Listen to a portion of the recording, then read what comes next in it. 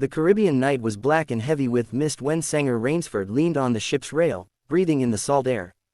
Somewhere far off, waves smashed against an unseen shore, their muffled thunder lost in the darkness.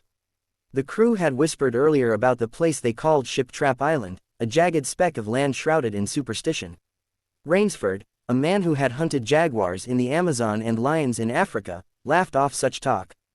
To him, the world divided neatly into two categories, hunters and the hunted. He knew which side he belonged to. A sudden, sharp sound cut through the night, the report of a rifle, distant but distinct. Rainsford strained to hear again, leaning farther over the rail, but the next moment his pipe slipped from his hand. As he lunged to catch it, he lost his balance and pitched overboard. The sea swallowed him whole. He swam hard, battling both waves and panic. The cries of the ship's engines faded quickly. Another gunshot cracked, guiding him toward land. Hours seemed to stretch before his fingers scraped against jagged rock. He dragged himself up, collapsed among tangled jungle vines, and fell asleep almost instantly. The morning sun revealed an island both beautiful and treacherous. Dense jungle crowded the slopes, tall cliffs plunged into the surf. Following a game trail, he found signs of a hunt, trampled grass, a spent cartridge, and blood. It was strange. Whatever had been hunted here, it had been pursued with unusual determination. Eventually, the trail ended at a tall iron gate set into a massive stone wall. Beyond it rose a chateau of astonishing size, complete with pointed towers and marble steps that seemed out of place on such a lonely island. Rainsford knocked. The door swung open to reveal a giant of a man with a beard like a black curtain and small, dull eyes that gave away nothing. This was Ivan, a deaf and mute servant.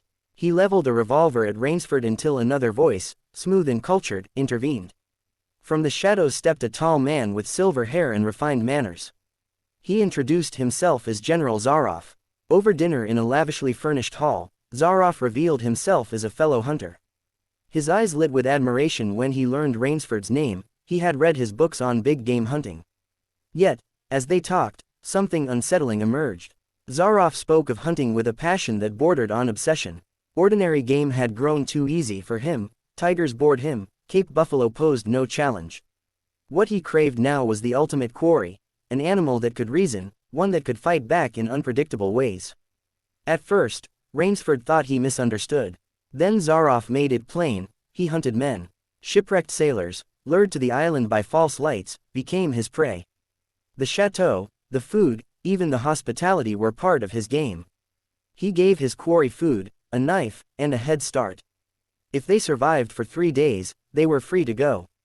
Most did not survive. Zaroff spoke of it without shame, as though it were the most natural evolution of hunting. Rainsford recoiled in disgust. "I am a hunter, not a murderer," he said coldly. Zaroff only smiled, as though the protest amused him. That night, Rainsford locked himself in his guest room. In the morning, Zaroff made his intentions clear. Since Rainsford refused to join him, he would instead provide the general with the most exciting hunt of his life. Given a set of clothes suitable for the jungle, a small pack of food, and a hunting knife, Rainsford was escorted to the edge of the forest. Zaroff, in immaculate riding clothes and carrying a high-powered rifle, gave him a generous head start. Ivan released the pack of trained hounds. The hunt began. Rainsford knew he could not rely on luck alone. He moved swiftly but not in a straight line, doubling back, weaving between trees, and crossing streams to throw off his scent. As night fell, he climbed into a thick tree, hidden high among the branches. Hours later, the sound of footsteps approached, slow, deliberate, almost casual. Peering through the leaves, Rainsford saw Zaroff standing below, gazing up into the branches. For a moment, their eyes seemed to meet. But the general only smiled faintly and walked away, humming. The realization chilled Rainsford. Zaroff was toying with him, letting the game stretch out for his own amusement. The next day, Rainsford's survival instincts sharpened. He crafted a Malay mancatcher from a fallen tree, setting it as a trap along a narrow path. When Zaroff approached, the trap triggered, sending the log swinging toward his head. Zaroff leapt back just in time, though the log struck his shoulder. Instead of anger, he applauded Rainsford's ingenuity before retreating, leaving him to face another day. Determined to push back harder, Rainsford created a Burmese tiger pit in a patch of soft ground, covering it with leaves and branches. That afternoon, the hounds barked wildly as they closed in.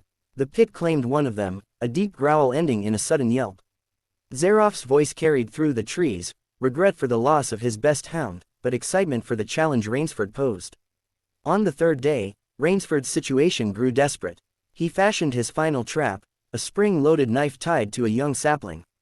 When Ivan led the dogs toward him, the trap released, striking Ivan fatally. Rainsford fled toward the cliffs, the dogs howling behind him. With the edge at his heels and no other escape, he leapt into the sea. Zaroff returned to his chateau that evening, convinced the game had ended. He enjoyed a fine dinner, savoring the memory of the hunt, and prepared to retire for the night. Yet when he entered his bedroom, a shadow emerged from behind the curtains. Rainsford stood there, dripping seawater, eyes burning with exhaustion and resolve. The general smiled, as if greeting an old friend. "Splendid. You've won the game." Rainsford's voice was low and steady. "I am still a beast at bay. Get ready." What happened next was quick, silent, and final. Later, Rainsford stretched out on Zaroff's bed, the silken sheets cool beneath him. He had never slept in a better bed in his life.